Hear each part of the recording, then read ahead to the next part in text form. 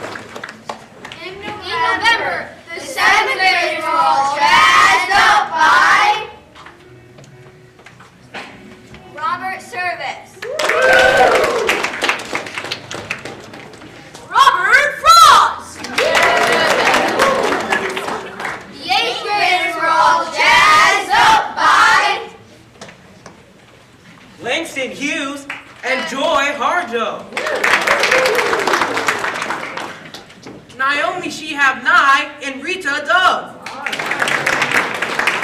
Francisco Alarcón. And Mary Ann Hoberman. And now we present to you Great Poet and All That Jazz! The 5th grade class will present to you the great poets Eleanor Farjeon and Robert Louis Stevens. Eleanor Farjeon, who was born in 1881, loved to read and spent many joyful hours in her little book room in the attic of her house. She won many literary awards, and the Eleanor Farjeon Award for Children's Literature is presented annually by the Children's Book Circle. Robert Louis Stevenson was born in 1850 in Scotland. His poetry is beautiful in its simplicity and childlike point of view. Stevenson brings us back to our earliest years and the wonders of delight and imagination. Our first poem, Poetry, by Eleanor Farjeon, helps us understand the beauty and depth of poetry. What is poetry? Who knows? Not a rose, but the scent of a rose. Not the sky, but the light in the sky.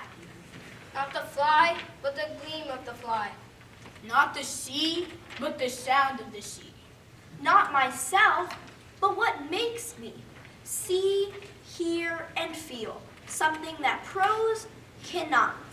And what it is, who knows? Our presentation takes children through a day from morning to evening. Blow the stars home, wind, blow the stars home. Ere morning drowns them in golden foam. The sounds in the morning. Go all down the streets.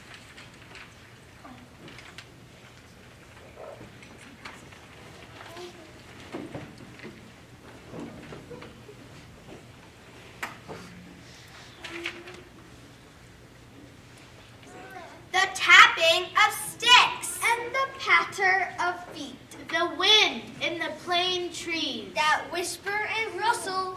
The pigeons all sleepy. The newsboys all hustle. The clippity-clop and the clip-clop again. Of soldiers and horses. More horses than men. The clatter of milk cans. The chatter of maids. The slop of their buckets. The sort without spades. And sometimes the mooing of slow-moving cows. Brings the smell of the lowlands to me as I drowse. And sometimes the bleating and scuffle of sheep draws down the hilltops to me half asleep. Dogs barking, bells chiming. The twitter of sparrows. Till the sun through the slats of my blind shoots his arrows. And the world of my ears Seems to dwindle in size.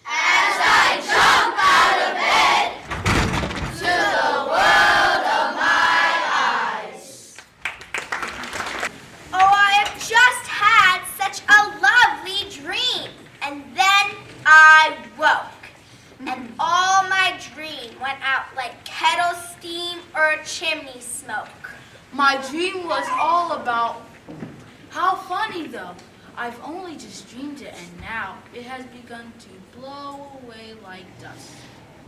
In it I went, no. In my dream I had, no, that's not it. I can't remember. Oh, it's too bad, my dream a bit. But I saw something beautiful, I'm sure. But then someone spoke and I didn't see it anymore because I woke.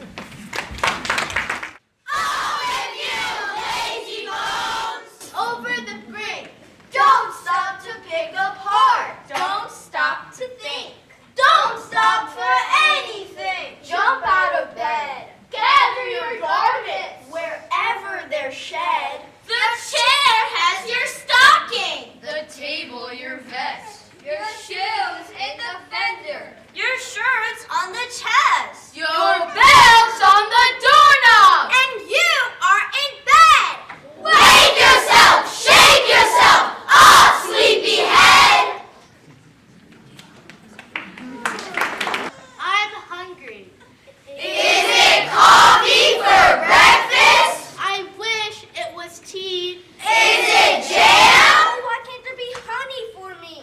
Is it brown bread and butter? I wish it was toast. Is it just bread and milk? I like porridge the most. Is it soft-boiled eggs? Brother, I'd rather have fried. You know I don't like soft-boiled eggs, though I've tried. Of all the holy breakfasts, This breakfast the worst. who tumbled out of his bed? said, wrong leg first. The questions they asked, it's a terrible task to answer them right. Although you are quite sure you know what to say when the questions are said, as soon as you're asked them, you seem to forget. Who was Francis Drake? Where do they make the very best knives?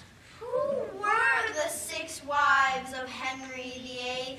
Why are mice and cheese? And what is the French for some more, if you please?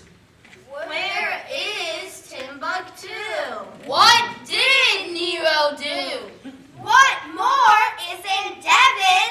What's 5 and 11? And who was the first man to reach the North Pole? And what was a coal mine before it was coal? Sometimes I say it right away. Other times, oh, I just sort of know. But most of the times when the questions are set, As soon as I'm asked them, I seem to forget. Sometimes I'm sorry, but sometimes, yes, sometimes I'm bored. it may be because I'm an idiot. It may be because I'm floored. It may be because it is raining. It may be because it is hot. It may be because I have eaten too much. It may be because I have not. But sometimes I cannot help yawning. I'm sorry. The whole morning through. But when the teacher's turning her back on us, it may be that she's yawning too. A ball or cake? A cake is so nice. Yes, that's what I'll. Which will you have, a cake or a cat? A cat is so soft. I think I'll take that. Which will you have, a cat or a rose? A rose is so sweet, I'll have that, I suppose. Which will you have, a rose or a book? A book full of pictures. Ooh, do let me look. Summer fading. Winter comes. Frosty mornings. Tingling thumbs. Window robin. Winter rooks. And the picture storybooks. Water now has turned to stone. Nurse and I can walk upon. Still we find the flowing brooks In the picture storybooks. all the pretty things put by. Wait upon the children's eye. Sheep and shepherds, trees and crooks. In the picture storybooks. We may see how all things are. Seas and cities near and far. And the flying fairies' looks. In the picture storybooks. How am I to sing your praise? Happy chimney corner days. Sitting safe in nursery nooks. Reading picture storybooks. Worlds of wonder are our books, as one opens them and looks. New ideas and people rise in our fancies, in our eyes. The room we sit in melts away, and we find ourselves at play with someone who, before the end, may become our chosen friend. Or we sail along the page to some other land or age. Here's our body in the chair, but our mind is over there. Each book is a magic box, which, with a touch, a child unlocks. In between their outside covers, books hold all things for their lovers. Books give me so many ideas of places to go, Of things to do. and of people to meet. There isn't time to do the things I want to do. With all the mountain tops to climb and all the woods to wander through. All the seas to sail upon and everywhere there is to go. And all the people, everyone who who lives upon the earth to know. To know a few, And do a few. And then sit down. And make a rhyme. About the rest I want to do. Speaking of things to do, let's go play on the swings. How do you like to go up in a swing? Up in the air so blue. Oh, I do think it the pleasantest thing ever a child can do. Up in the air and over the wall till I can see so wide. Rivers and trees and cattle and all over the countryside. till I look down on the garden green, down on the roof so brown. Up in the air, I go flying again, up in the air and down. Let's take a train to the seaside. I love train rides. All aboard! Faster than fairies. Faster than witches. Bridges and houses, Hedges and ditches. And charging along! Troops in a battle. All through the meadows, the horses and cattle. All of the sights of the hill and the plain. Fly as thick as driving rain. And ever again. In a wink of an eye, painted stations whistle by. Here is a child who clambers and scrambles. All by himself in gathering brambles. Here is a tramp who stands and gazes. And there is the green for stinging the daisy. Here is a cart run away in the road. Bumping along with man and woman. And here is a mill. And there is a river. Each a glimpse and gone forever. When I was down beside the sea, a wooden spade they gave to me to dig the sandy shore. My holes were empty, like a cup. In every hole, the sea came up, till it could come no more. 7 black friars, sitting back to back, fished from the bridge for a pike or a jack. The first caught a tiddler. The second caught a crab. The third caught a winkle. The fourth caught a dad. The fifth caught a tadpole. The 6th caught an eel. And the 7th one caught an old cartwheel. When the heat of the summer made drowsy the land, a dragonfly came and sat on my hand. With its blue jointed body and wings like spun glass, it lit on my fingers as though they were grass. Let me fetch sticks. Let me fetch stones. Throw me your bones. Teach me your tricks. When you go ride, let me go run. You and the sun, me at your side. When you go swim, let me go too. Both lost and blue, up to the brim. Let me do this. Let me do that. What you are at, that is my bliss. I have a little shadow that goes in and out with me. What can be the use of him is more than I can see. He is very, very like me, from the heels up to the head. And I see him jump before me when I jump into my bed. The funniest thing about him is the way he likes to grow. Not at all like proper children, which is always very slow. For sometimes he shoots up taller, like an India rubber ball. And sometimes he gets so little that there's none of him at all. He hasn't got a notion of how children ought to play and can only make a fool of me in every sort of way. He stays so close beside me. He's a coward, you can see. I'd think shame to stick to Nursey as that shadow sticks to me. One morning, very early, before the sun was up, I rose and found the shining dew on every buttercup. But my lazy little shadow, like an errant sleepyhead, had stayed at home behind me and was fast asleep in bed. When I have grown to man's estate, I shall be very proud and great, and tell those other girls and boys not to meddle with my toys. I quarreled with my brother. I don't know what about. One thing led to another, and somehow we fell out. The start of it was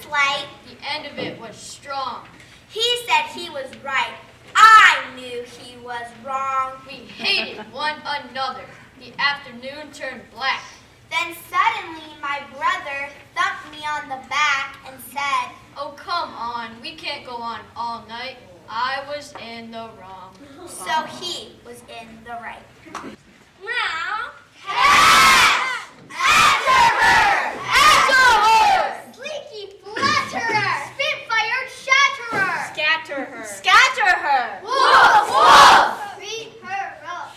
Get her! Get her! Whiskery spinter! Catch her! Catch her! Green-eyed scratcher! Slathery! Slithery! Hisser! Don't miss her! Run till you're dithery! Dithery! Dithery! How she spits.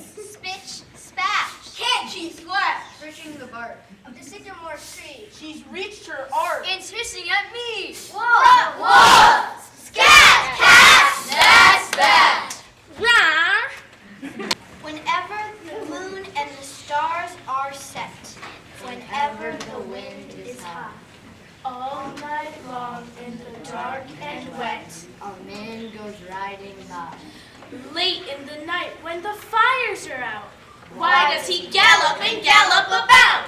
Whenever the trees are crying aloud. and ships are tossed at sea, By on the highway, low and loud. By at the gallop goes he. by at the gallop he goes, and then By he comes back at the gallop again. the moon has a face like the clock in the hall. She shines on thieves on the garden wall, on streets and fields and harbor keys, and the birdies asleep in the forks of trees. The squalling cat and the squeaking mouse. The howling dog by the door of the house. The bat that lies in bed by noon. All love to be out by the light of the moon. But all the things that belong to the day cuddle to sleep to be out of her way. And flowers and children close their eyes, till up in the morning the sun shall arise. Bedtime! 5 minutes! 5 minutes more, please! Let me say 5 minutes more! Can't I just finish this castle? I'm here building on the floor. Can't I just finish this story I'm reading here in my book? Can't I just finish this beat chain? It almost is finished. Just look. Can't I just finish this game, please? When a game's once begun, it's a pity to never find out whether you've lost or won. Can't I just stay 5 more minutes? Well, can't I just say 4? 3 minutes and 2 minutes. Can't I just say 1 minute more? No, bedtime. The sounds in the evening go all through the house. The click of the clock, The pick of the mouse. The footsteps of people. Upon the top floor, The skirts of my mother that brush by the door.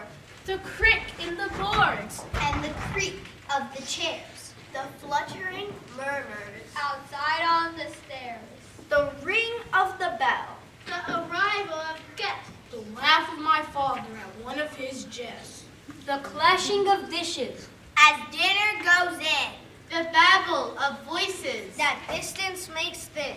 the mewing of cats, That seem just by my ear. the hooting of owls, That can never seem near. The queer little noises that no one explains. Till the moon through the slats of the window blind rings. And the world of my eyes and my ears melts like steam.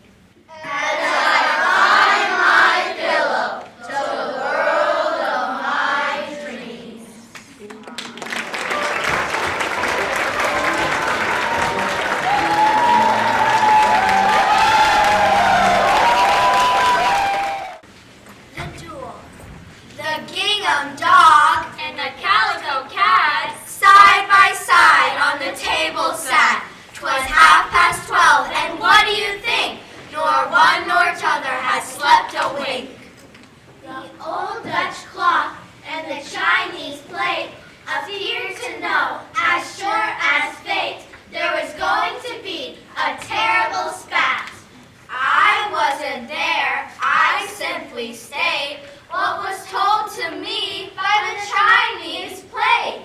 The gingham dog went bow, wow, wow, and the calico cat replied meow. The air was littered an hour or so with bits of gingham and calico.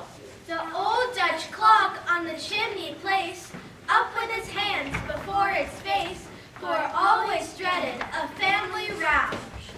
Now mind, I'm only telling you what the old Dutch clock declares is true. The Chinese plate looked very blue and wailed, oh dear, what shall we do?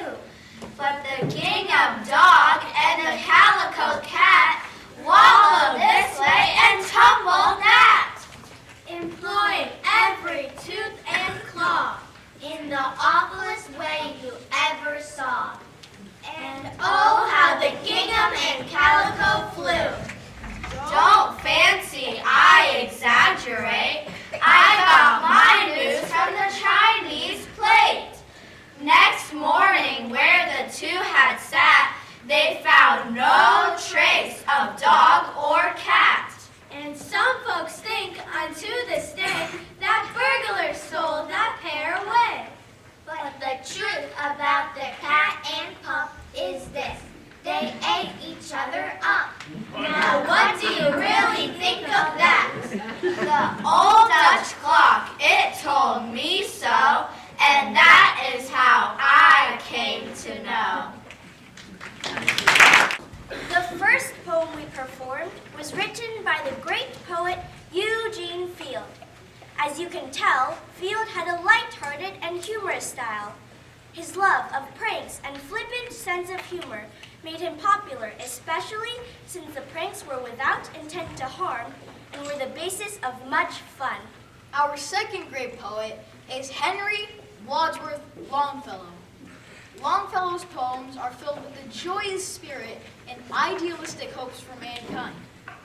We begin with The Village Blacksmith, which expresses the idea that as we grow and mature, our character is developed if we faithfully and steadily apply ourselves to the lessons of life. We will end our Longfellow selections with Excelsior, which means even higher in Latin. The poem expresses that there is honor when we strive even higher, holding true to a set purpose or goal, no matter the price. Under a spreading chestnut tree, the village smithy stands. The smith, a mighty man, is he, with large and sinewy hands.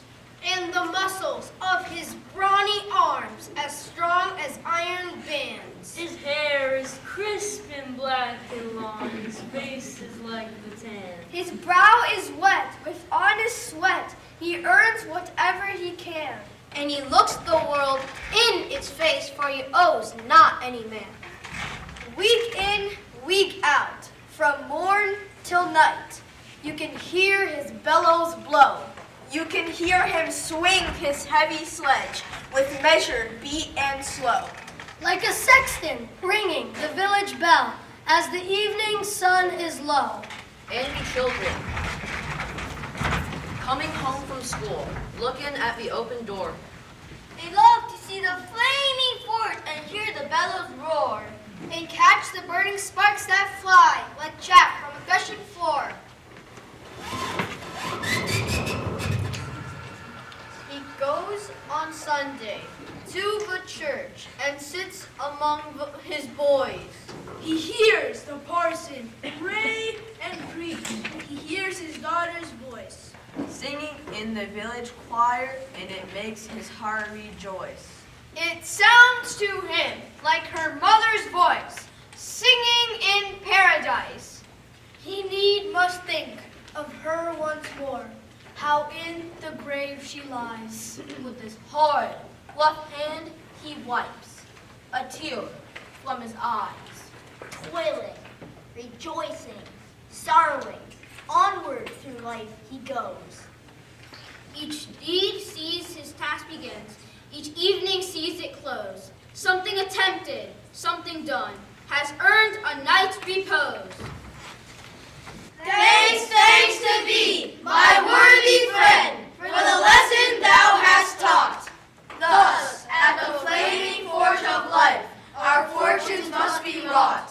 Thus, on its sounding anvil shaped, each burning deed and thought. It is the harvest moon. On gilded veins and rips of villages, on woodland crests and their aerial neighborhoods of nests deserted.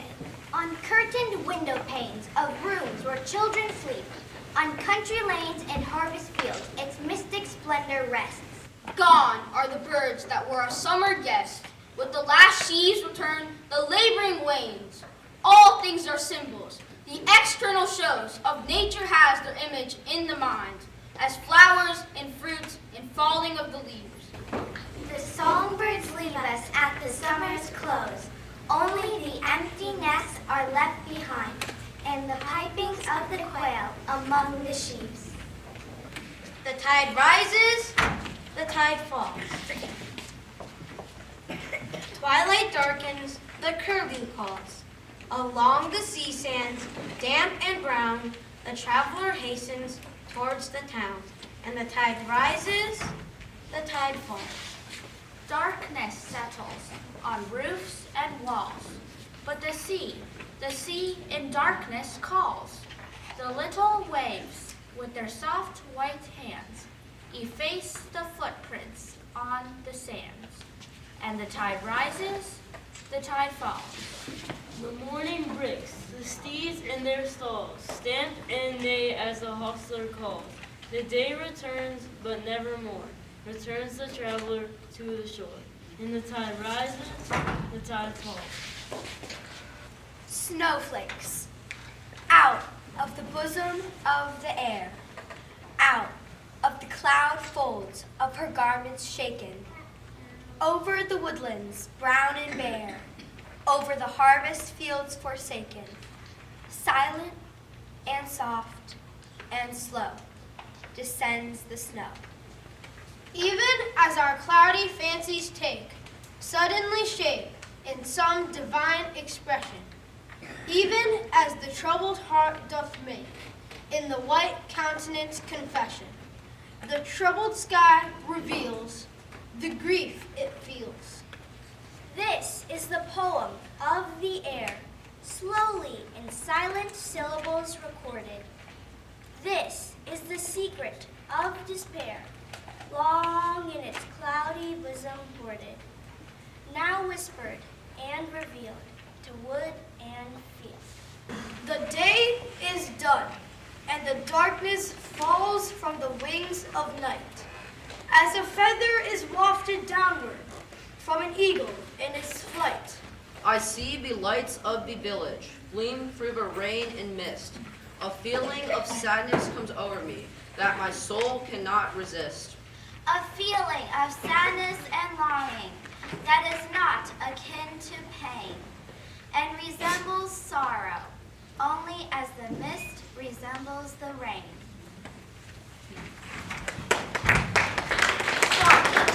Read to me some poem, some simple and heartfelt lay that shall soothe this restless feeling and banish the thoughts of day.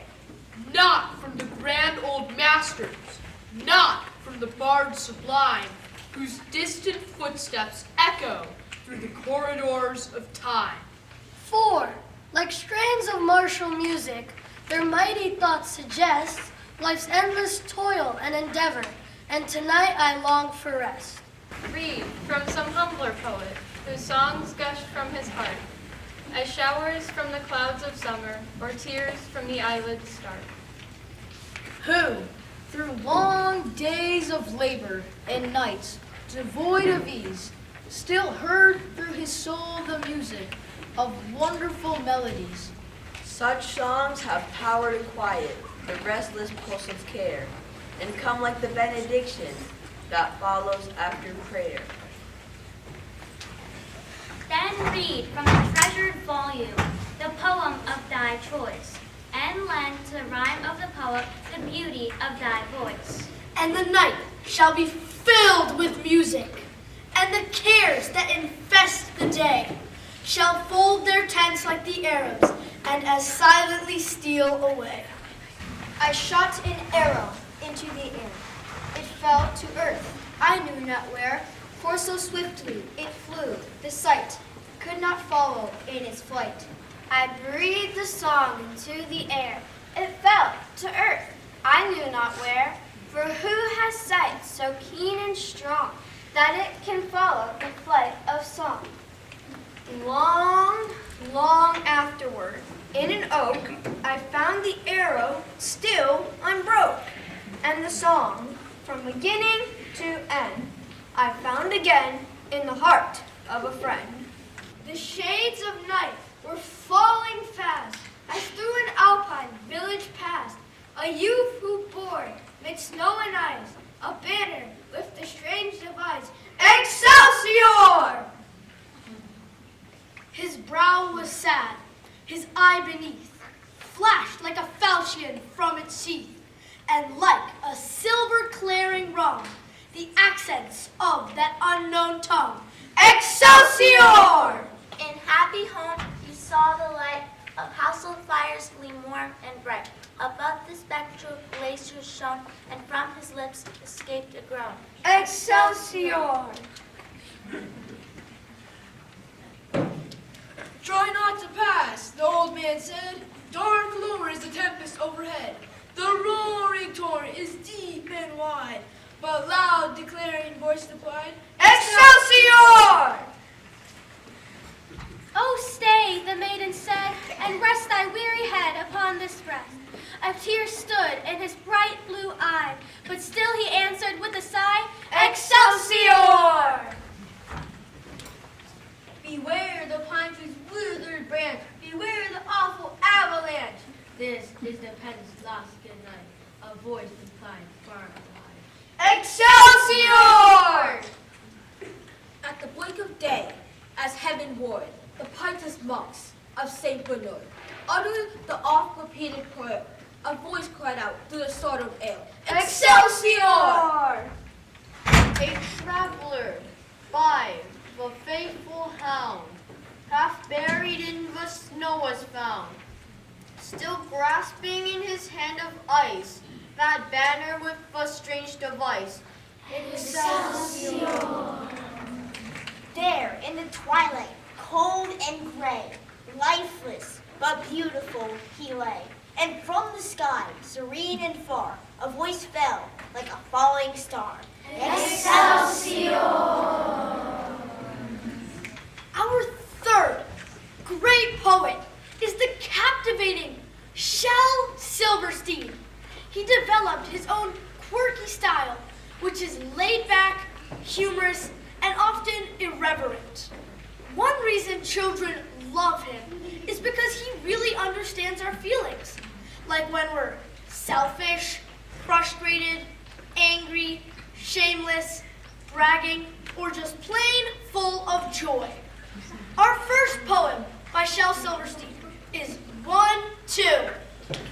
1, 2, buckle my shoe. Buckle your own shoe. Who said that? I did. What are you doing with those silly buckles on your shoes anyway? 3, 4, shut the door. You shut it. You opened it. 5, 6, pick up sticks. Why should I pick them up? Do you think I'm your slave? Buckle my shoe, shut the door, pick up sticks. Next thing you'll be telling me to lay them straight. But it's only a poem. 9, 10, a big fat, oh, never mind. Now I lay me down to sleep. I pray the Lord my soul to keep. And if I die before I wake, I pray the Lord my toys to break, so none of the other kids can use them. Amen. My beard grows down to my toes. I never wears no clothes. I wraps my hair around my bear. Down the road I go. My dad gave me $1 bill, 'cause I'm his smartest son. I swapped it for 2 shiny quarters. 'cause 2 is more than 1. And I took those quarters and I traded them to Lou for 3 dimes. I guess he didn't know that 3 is more than 2. And just along came the old blind Bates. And just 'cause he can't see, he gave me 4 nickels for my 3 dimes. And 4 is more than 3. I took those nickels down to Hiram Coombs, down at the seed feed store. And the fool gave me 5 pennies, and 5 is more than 4. And I went and showed my dad, and he got red in the cheeks and closed his eyes and shook his head, too proud of me to speak. Who can kick a football from here out to Afghanistan? I can. Who fought tigers in the street while all of the policemen ran and hid? I did. Who will fly and have X-ray eyes and is known as the man no bullet can kill? I will. Who will sit and tell lies all night? I might.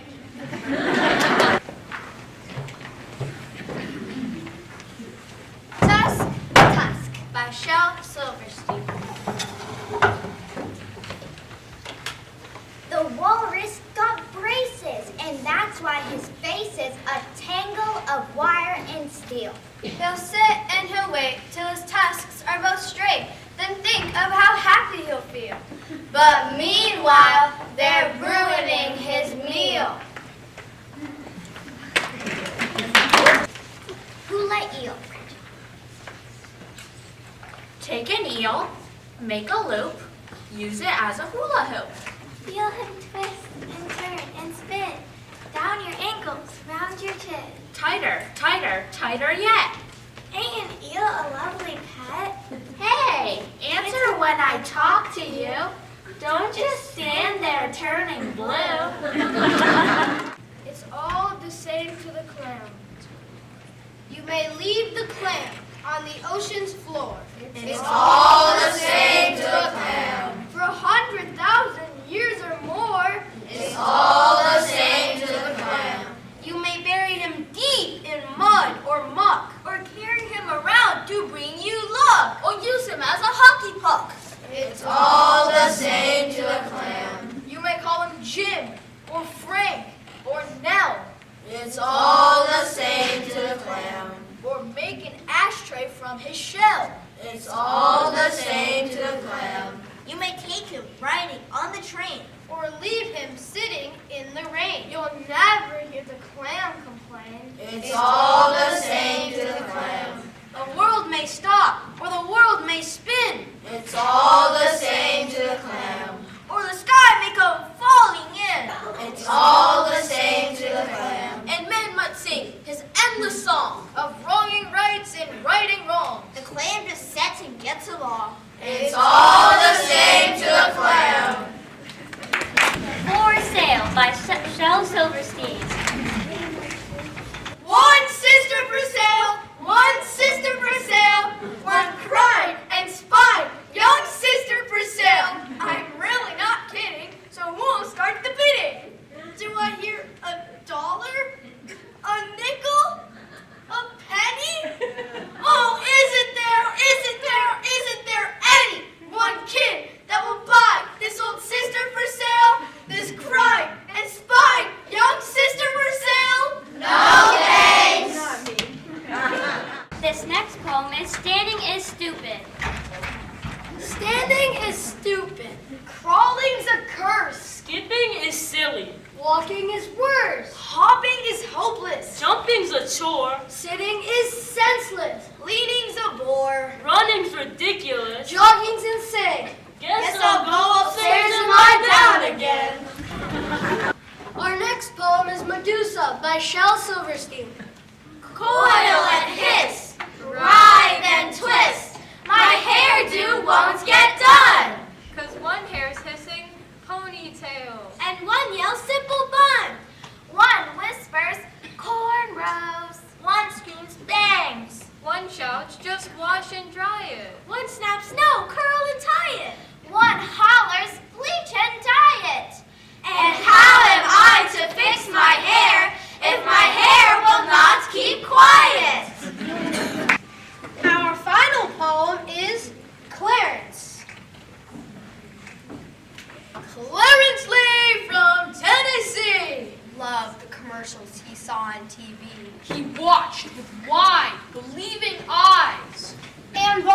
everything they advertise. Cream to make his skin feel better. Spray to make his hair look wetter. Bleach to make his white things whiter. Stylish jeans that fit much tighter. Toothpaste for his cavities.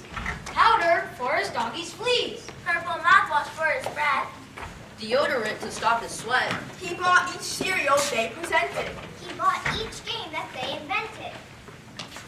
Then one day he looked and saw A brand new mop, a better paw. new, improved in every way. Hurry, order yours today. So, of course, our little Clarence sent off for 2 brand new parents. The new ones came in the morning mail. The old ones he sold at a garage sale. And now they all are doing fine. His new folks treat him sweet and kind.